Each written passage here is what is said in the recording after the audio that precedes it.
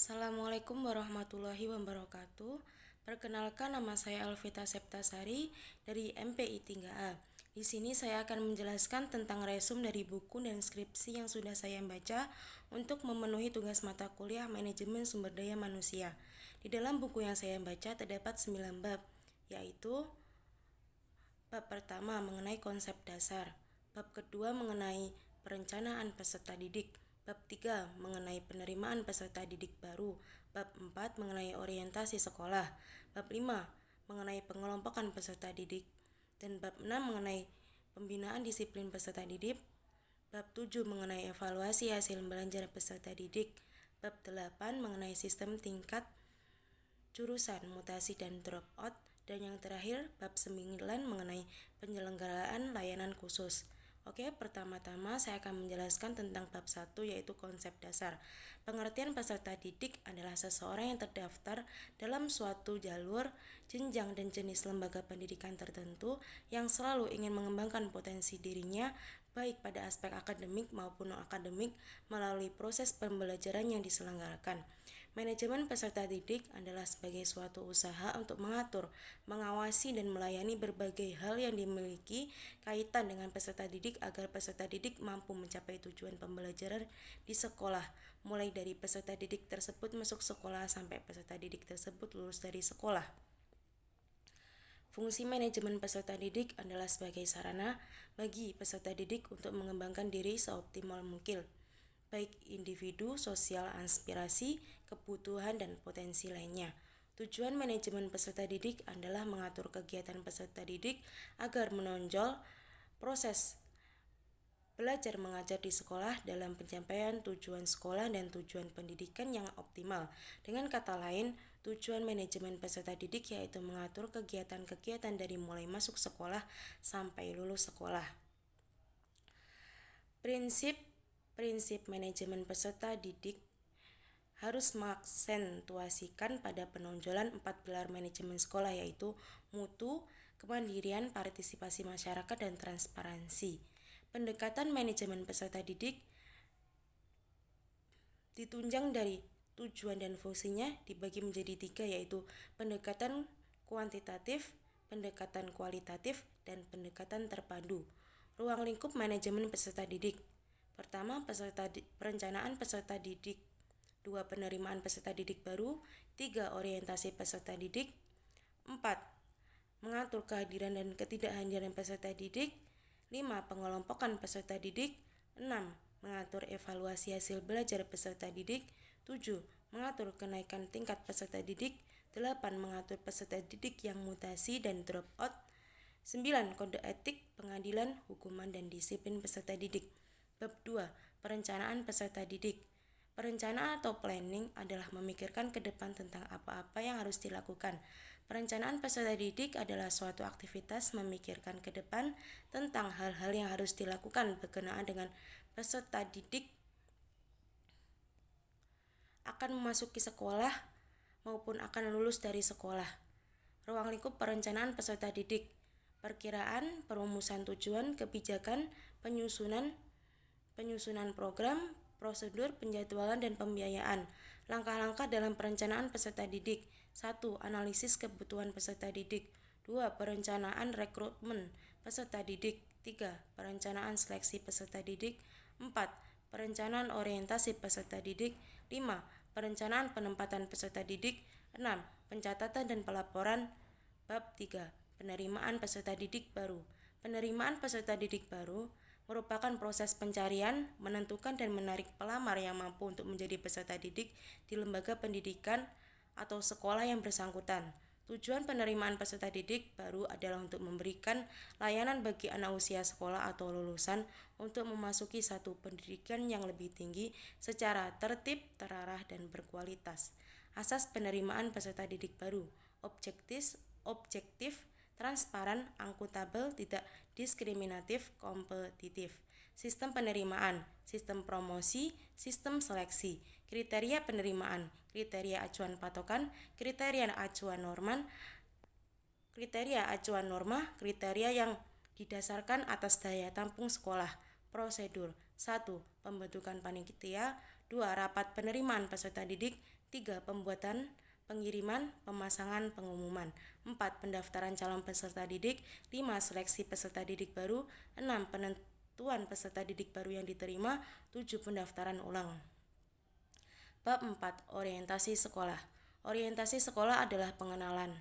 Perkenalan ini meliputi lingkungan fisik sekolah dan lingkungan sosial sekolah. Prosedur atau tahapan dalam pelaksanaan orientasi sekolah adalah 1. Pembentukan panitia. 2. Pembentukan gugus atau kelompok. 3. Penentuan koordinator dan wakil koordinator gugus. 4. Pengarahan teknis. 5. Penyusunan acara atau materi orientasi. 6. Penentuan lokasi penyelenggaraan. Bab 5. Pengelompokan peserta didik.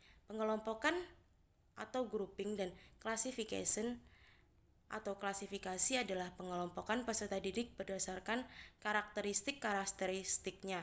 Hal ini dimaksudkan agar peserta didik berada dalam kondisi yang sama. Jenis pengelompokan. 1. Pengelompokan menurut kesenangan berkaman. 2. Pengelompokan menurut kemampuan. 3. Pengelompokan menurut minat. Bab 6. Pembinaan disiplin peserta didik. Secara etimologis, kata disiplin berasal dari bahasa Inggris discipline, yang artinya pengikut atau penganut, sedangkan secara terminologis, istilah disiplin mengandung arti sebagai keadaan tertib di mana para pengikut itu tunduk dengan senang hati pada ajaran-ajaran para pemimpinnya. Jenis-jenis disiplin. Disiplin dalam perspektif otoritarian, disiplin dalam perspektif permisif, disiplin dalam perspektif kebebasan yang terkendali. Faktor yang mempengaruhi disiplin: keteladanan, kewibawaan, hukuman dan ganjaran, serta lingkungan. Bab 7. Evaluasi hasil belajar peserta didik. Evaluasi hasil belajar peserta didik adalah suatu proses yang menentukan nilai prestasi belajar peserta didik dengan menggunakan patokan-patokan tertentu guna mencapai tujuan pembelajaran yang telah ditentukan sebelumnya. Tujuan dan fungsi penilaian.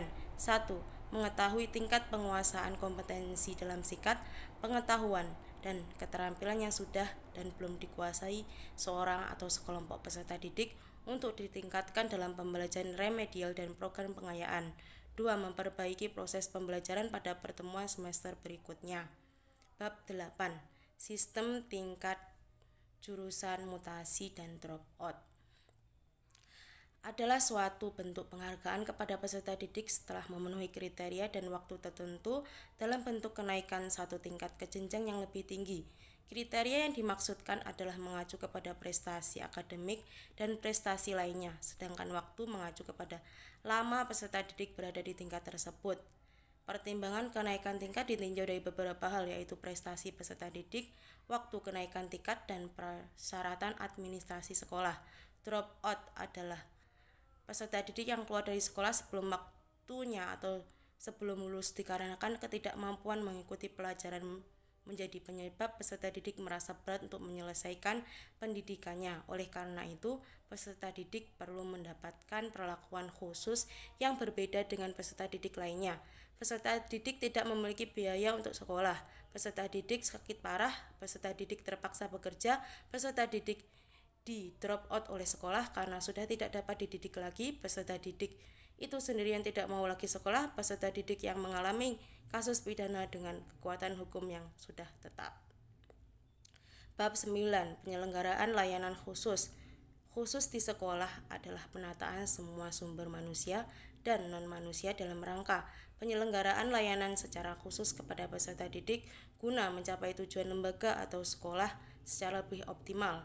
Bimbingan dan konseling merupakan terjemahan bahasa Inggris, yaitu guidance dan counseling. Secara harfiah, istilah guidance berasal dari kata guides yang bermakna mengarahkan, memadu, mengelola, dan menyetir.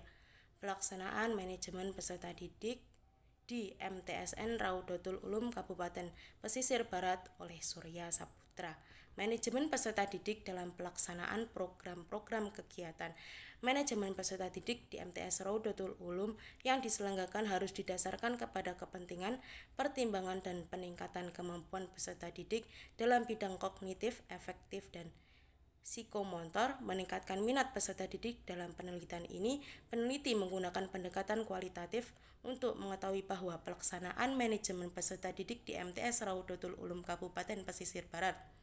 Pengumpulan data dilakukan dengan menggunakan observasi, wawancara, dan dokumentasi. Sumber data penelitian diantaranya kepala madrasah, wakil kepala madrasah, dan juga dewan guru dan staf tata usaha. Penelitian ini menggunakan model penelitian lapangan yang bersifat deskriptif, kualitatif.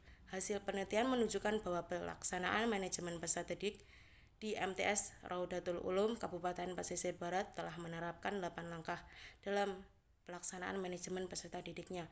Hal ini dilihat dari indikator-indikator yang ada mengenai manajemen peserta didik di MTS Raudatul Ulum, yaitu analisis kebutuhan peserta didik, rekrutmen peserta didik, seleksi peserta didik, orientasi, pengelompokan peserta didik, pembinaan dan pengembangan peserta didik, pencatatan dan pelaporan, dan kelulusan dan alumni. Mungkin cukup sekian penjelasan dari saya.